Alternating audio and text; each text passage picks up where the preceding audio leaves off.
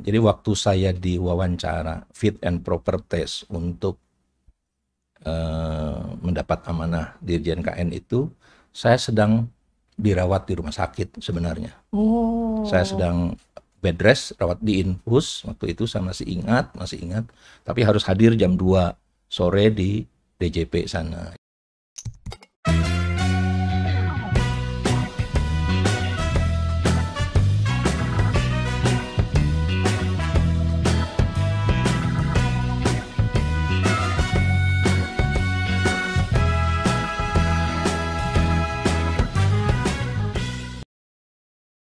nah Pak Haryanto ya, pada saat Bapak di Kepala Biro Hukum, kemudian kan Bapak ditugaskan ke Washington ya Pak ya, Washington. Dan saya kira ini tugas yang luar biasa karena itu kan mewakili negara untuk organisasi multilateral yang sangat besar gitu ya.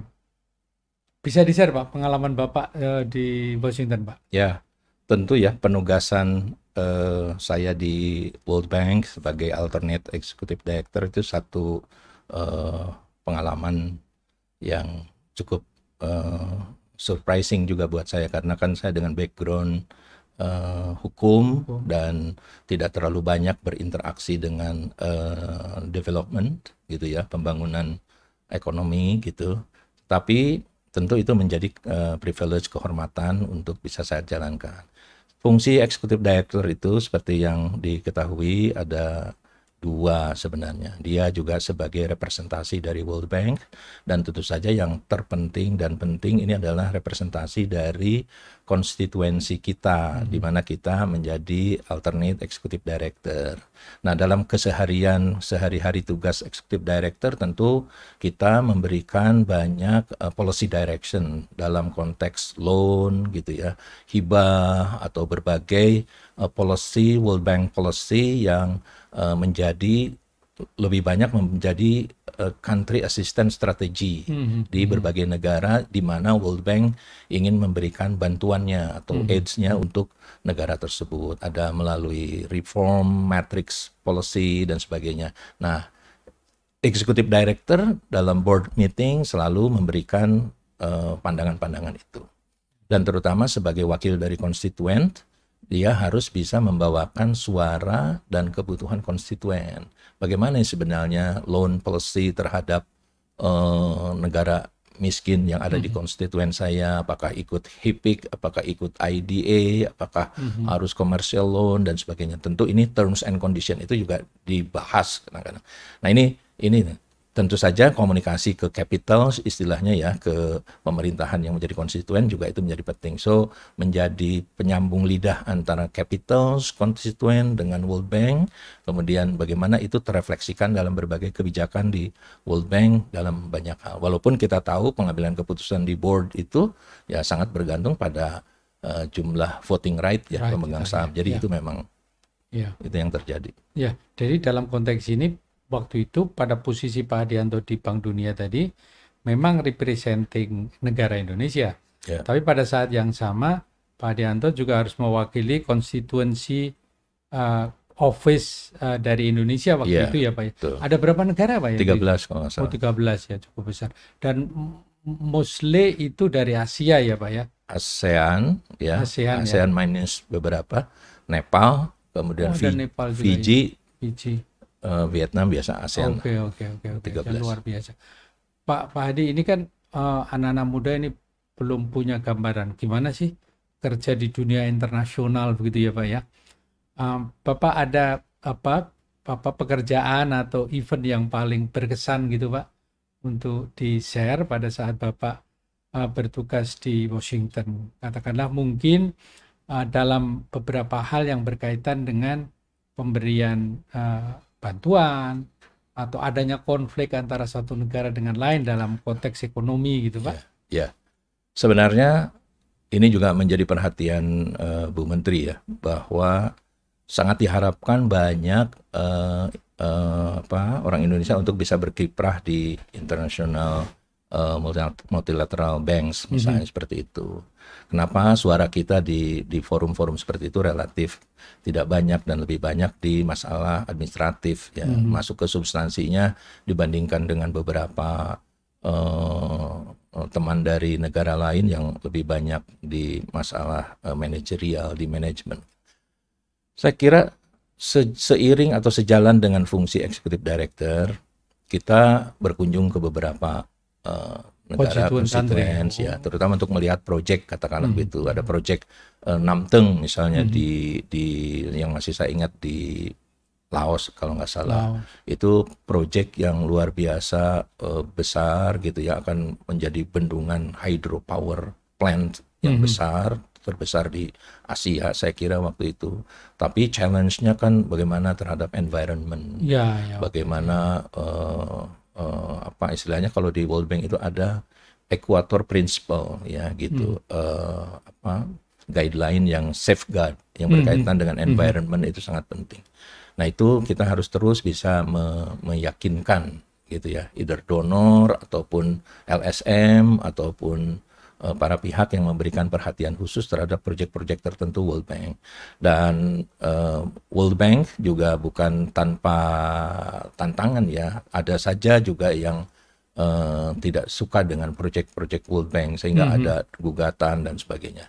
Nah itu terus kita menjadi bagian penting dari bagaimana mereshaping terus peran dan tanggung jawab World Bank di negara berkembang khususnya, dan peran kita di Executive Director memastikan poin-poin strategic isu yang mungkin perlu menjadi perhatian para pemegang saham besar dari negara maju itu.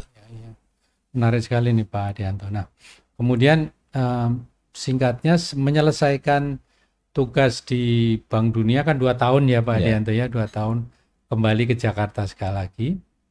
Kemudian Bapak kembali ke pos Kepala Biro Hukum, dan kemudian tidak berapa lama Bapak dipromosikan menjadi dirjen.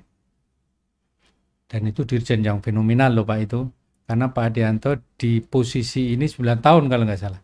9 tahun, dan itu 9 tahun itu masa yang cukup panjang itu. Kalau presiden kan hampir 2 periode itu Pak. Jadi saya kira pasti ada sesuatu yang sangat spesial Pak. Nah pada saat Bapak mau masuk menjadi eselon 1, gimana itu Pak rasanya Pak? Kan ini anak-anak ini nggak tahu nih Pak, jadi eselon 1 itu seperti apa gitu kan. Sebenarnya ini ya menarik ya. Jadi waktu saya diwawancara fit and proper test untuk mendapat amanah Dirjen KN itu, saya sedang dirawat di rumah sakit sebenarnya. Saya sedang bed rest, rawat di infus waktu itu, saya masih ingat. Tapi harus hadir jam 2 sore di DJP sana. Yang wawancara saya Pak Marsilam Simanjuntak. Jadi saya minta izin dok saya harus diwawancara nih. Jadi itu mungkin semangat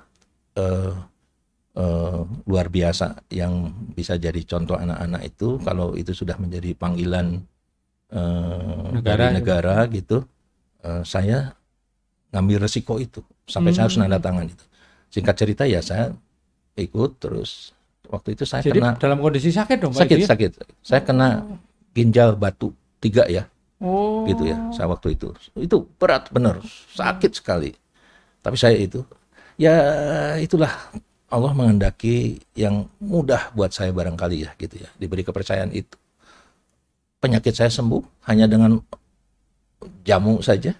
1 bulan hilang, sampai sekarang itu berapa tahun sekarang? Wow, udah 20 tahun 20 lebih. tahun lebih Pak itu ya. Ya kan? Nah, kan cerita gini, DJKN ini organisasi baru. Dia merging dari berbagai fungsi-fungsi sebelumnya, Direktorat Jenderal Pengelolaan Utang dan Lelang. Ya, piutang negara dan lelang. DJPLN, ya, piutang negara dan lelang. Kemudian ada fungsi-fungsi pengelolaan BMN yang berasal dari DJA atau DJ Perben, kira-kira gitu ya.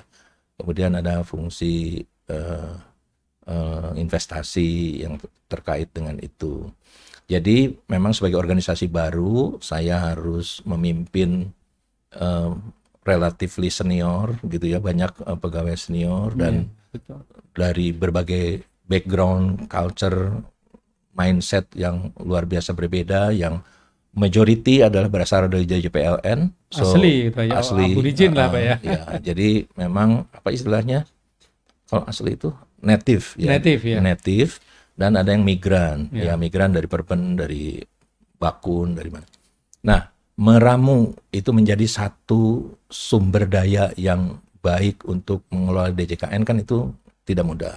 Nah, tentu dengan support semua arahan pimpinan dan kita jalani terus pengelolaan DJKN itu. Saya menetapkan values DJKN waktu itu care, committed, accountable, responsive, dan enthusiast. So itu menjadi acuan bagi teman-teman DJKN. Saya create Mars DJKN, saya create logo DJKN, itu untuk lebih memberikan branding dan spirit corps untuk seluruh DJKN. Dan saya terus membangun organisasi itu dengan relatively cukup keras lah gitu ya. Dan insya Allah kelak kemudian hari terbukti bahwa kalau kita serius, kalau kita sungguh-sungguh dapat support dan semua berkontribusi ini. Berbagai contoh-contoh leadership yang perlu kita lakukan. Walk the talk, memberikan motivasi, terus di depan, semua itu terus berbagai motivasi kita berikan. Jadi gitu. Ini apakah harus masuk ke semua program di DJKN atau potong-potong dulu? Potong-potong aja dulu Pak, yang nyaman aja Pak. Kira-kira seperti itu. Jadi memang organisasi baru, tidak mudah. Saya juga baru, praktis dari background hukum, kemudian masuk situ dan mengelola dengan banyak dimensi, tusi yang beragam, piutang, lelang, dan sebagainya. Iya, ya luar biasa Pak. Dan ini kan Pak Hadi waktu itu kan masih relatif sangat muda dari sisi usia. Waktu itu Bapak diangkat jadi dirjen itu bangsa berapa? 44 malah. Luar biasa itu.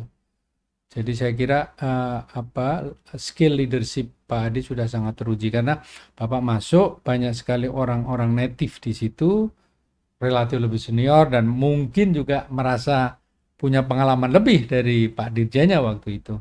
Saya kira ini luar biasa. Pak Dianto, tapi adakah satu momen, satu peristiwa gitu yang menurut Bapak itu betul-betul sebuah karya monumental Pak di DJKN, karena kan orang tahu bahwa DJKN itu analoginya Pak Dianto zaman dulu, karena ya mungkin karena 9 tahun Bapak di DJKN, jadi banyak hal milestone baik-baik itu yang kemudian itu terjadi pada saat Pak Adianto. Adakah satu agenda gitu Pak yang berkesan gitu di Pak Adi?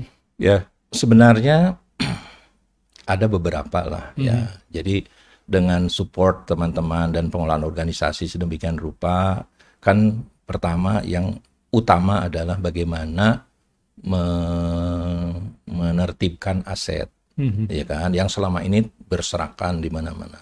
Kalau kita lihat pernah Bu Menteri bilang aset itu ada yang nilainya 0, 1 rupiah, malah masih atas nama siapa gitu. Iya. Nah itu saya masuk dengan program inventarisasi dan penilaian. Gitu ya. Pada saat itu ada sekitar 23.000 satkers, inventarisasi dan penilaian BMN, yang tadinya belum tercatat atau nilainya hanya 400-an triliun something, kemudian dilakukan penilaian, kemudian meningkat menjadi hampir 106% meningkatnya kira-kira gitu. Nah itu satu milestone yang sangat penting. Bagaimana aset yang berserakan itu kemudian tercatat rapi dalam buku melalui 3 program, 3T, tertib hukum, tertib administrasi, dan tertib hukum, administrasi, tertib fisik. Ya, tertib fisik itu penguasaan fisiknya ada di kita, hukumnya bersertifikat atas nama pemerintah kita, dan administrasinya tercatat di SIMAK PMN. Jadi kita membangun SIMAK ya, Sistem Informasi Manajemen Aset gitu ya. Kemudian itu program 3T, dan kalau kita lihat 23.000 satker, kalau satu hari aja satu satker, you need 23.000 23.000 per hari. 23.000 hari itu lebih dari 9 Iya, tahun. iya, iya, iya, iya. Tapi teman-teman ini, dan kita akhirnya dapat MURI ya, penghargaan MURI ya, Museum of Record Indonesia gitu, karena satu-satunya institusi konon gitu yang bisa menyelesaikan inventarisasi. Nah, milestone lain saya kira ada beberapa. Satu, kita berhasil mengambil alih Inalum. Oh, Ya, iya, iya. Inalum itu yang sudah 30 tahun menjadi PMA kalau tidak salah, itu menjadi beralih ke kita, ya, Iya, ke iya, Pangkuan Indonesia. Itu pada saat Pak Menterinya Pak Hatip Basri. Jadi kami terus melakukan negosiasi dengan Jepang gitu, yang perusahaan itu yang tadinya merugi terus selama 30 tahun, ada isu transfer pricing lah atau apa gitu, akhirnya bisa kita ambil alih melalui negosiasi yang luar biasa. So saya saat itu walaupun di level cukup senior sebagai dirjen, terjun langsung mimpin negosiasi, ya gitu. Sehingga itu salah satu milestone penting Inalum masuk. Kemudian selain Inalum, saya juga, ya maksudnya kalau bicara saya itu kami ya, Iya, dengan iya. semua Tim tim lah ya, gitu Pak ya, ya. tim gitu. Tapi leadnya kan Bapak, jadi Tim, ya pimpinan itu hanya lebih pada membangun vision, kemudian menyiapkan strategi, missionnya, dan yang menjalankan teman-teman semua. Kita create juga apa yang disebut e-auction. Ya, jadi pertama kali e-auction itu adalah proses lelang, ya, lelang barang milik negara ataupun lelang sukarela yang dilakukan melalui mekanisme e-auction. Jadi tidak ada pertemuan fisik. Nah, itu diharapkan jauh lebih meningkatkan efisiensi, akuransi, dan terutama bisa mengcounter praktek mafia lelang. Ya, kira-kira gitu. Nah, yang ketiga yang ini juga sangat penting adalah lahirnya Elman. oh iya, iya. Ya, Elman, PLU yang Lembaga mengelola Manajemen aset Aset ya, Pak ya. Negara, embrio Elman itu. Saya waktu itu ingin memisahkan antara fungsi regulatori yang ada di kita dan fungsi operator dari Elman yang di-create menjadi BLU Elman. Itu beberapa milestone yang penting, yang selain tentu saja ada PP 27 ya, yang merupakan acuan dasar penting bagi pengelolaan barang milik negara yang menjadi terus rujukan sampai saat dalam konteks pemanfaatan aset milik negara, KSP, BMN, sewa, dan seterusnya. Jadi dengan Elman semua kita tarik ke mana? Ke utilisasi aset lebih optimal lagi. Dalam konteks SDM, saya dorong terus teman-teman untuk meningkatkan kapasitasnya. Saya dorong untuk studi banding, kemudian ya benchmarking, kira-kira seperti itu, sehingga mereka lebih paham bagaimana prinsip-prinsip the highest and best use dari aset itu seperti apa. Nah, kira-kira seperti itu. Nah, along the way kan tidak hanya soal BMN, tetapi juga saya mengelola piutang negara. Piutang negara kita tertibkan, iya, kita bangun acuan bagaimana piutang yang lancar, tidak lancar, dan sebagainya. Sehingga KL harus bisa ini. Selain piutang, juga kita lelang ya. Lelang tentu kita dorong terus, lelang swasta, PL, pejabat lelang kelas 2. Dan di soal kekayaan negara dipisahkan. Kekayaan negara dipisahkan itu suatu yang cukup ada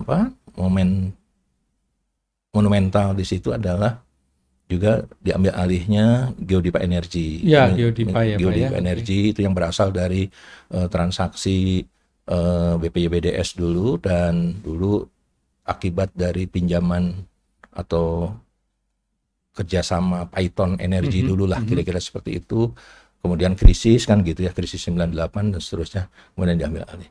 Kemudian yang menarik juga SMF. SMF tadinya dikelola di unit eselon 1 di Bapepam, kemudian kita tarik, kita dorong, kita tambah PMN, kemudian maju. SMI juga demikian, gitu ya. Merupakan tahun-tahun awal di DJKN itu membangun demikian banyak institusi, korporasi, BLU untuk terus mendorong optimalisasi aset. Luar biasa, Pak. Pak Hadianto. Saya kira ini banyak sekali milestone yang kemudian mudah-mudahan ke depan itu sebagai bagian dari karya dan ladang ibadah. Bapak ini kan kalau berkarya, insya Allah ini kan pahalanya dunia akhirat ini, Pak. Saya kira menarik sekali kalau kita eksplor lebih lanjut, tetapi saya kira mungkin akhirnya Bapak ditunjuk oleh Menteri Keuangan menjadi Sekretaris Jenderal. Dan saya kira kalau Sekretaris Jenderal ini kan orang kedua atau yang mengurusi masalah administrasi dan SDM. Seingat saya itu Bapak zamannya Pak Bambang Brojo ya Pak ya. Monggo Pak.